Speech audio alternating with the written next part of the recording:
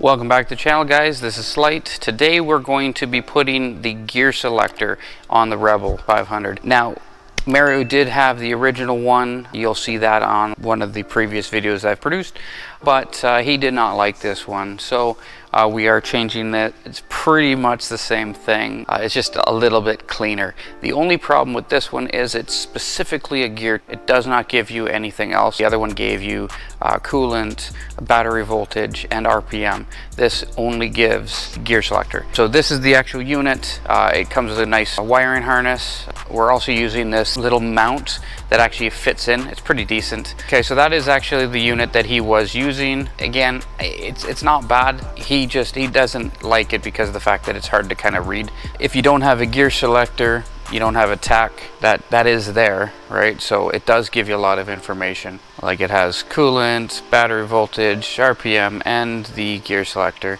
Now the unit that he had put on, the mount didn't actually work, so we ended up having to Velcro it on, but this new unit's going to be cleaner. Okay, so what you want to do is you're going to want to remove the seat. It's pretty straightforward, just the two bolts. Lift that up, move it back out.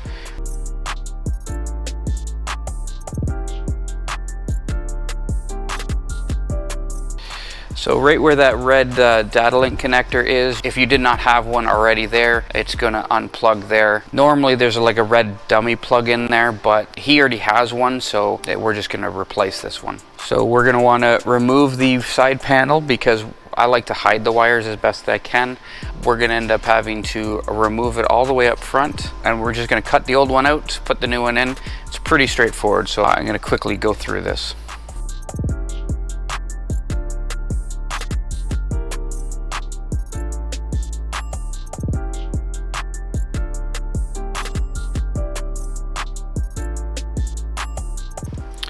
So the old units, they have a latch or a little cutout for the wire, so that goes in. And it is actually pretty tight to put this in, but if you push on it, it eventually does go through.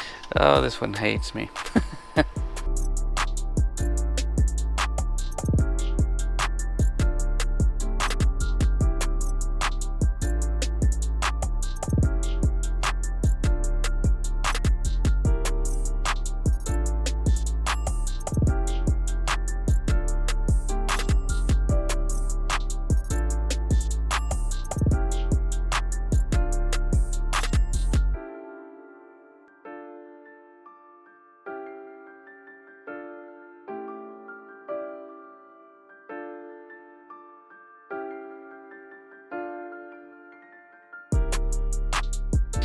Probably put it beside, but because of his phone up there, he might not actually be able to see right beside the gauge cluster. So we'll put it on the side, and if he needs to move it, we'll move it at that point. So I'm just gonna route the wires, just zip tie it all the way to the back.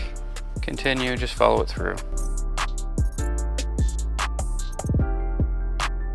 Now if you twist the end of it and make it like a hook, it makes it easier to kind of get around that bar.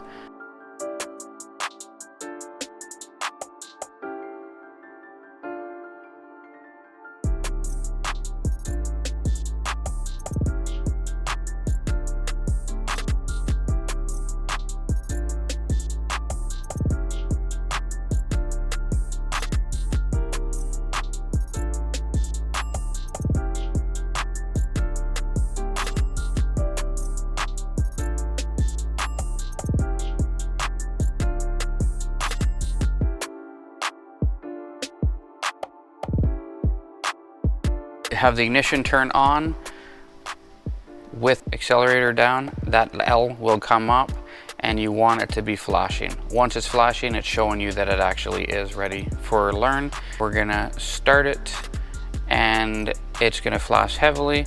We're gonna keep going. Now we're in first. Once it starts flashing, we can shift it in the next gear.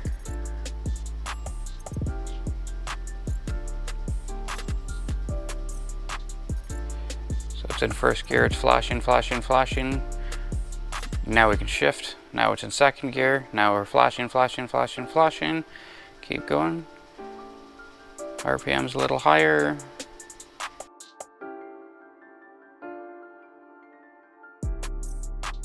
So the next gear, once it shows, it's like an N, then we can shift. RPM's up, up, up. There you go, shift. Yeah, now it's flashing. When it says N again, we can shift again. Keep going, shift.